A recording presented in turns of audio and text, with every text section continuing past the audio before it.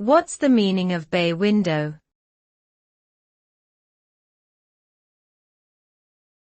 Bay window.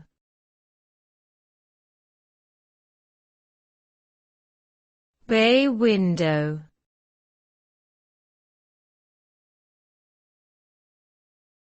Bay window.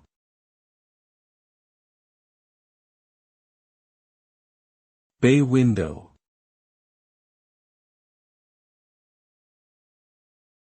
A bay window refers to a projecting window structure that extends outwards from the main walls of a building, usually forming a recessed or alcove area within a room.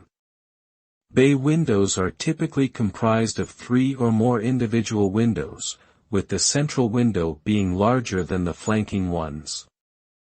These architectural features are commonly found in traditional and Victorian-style homes, where they serve to enhance the aesthetic appeal of a property, as well as provide additional natural light and ventilation to a room.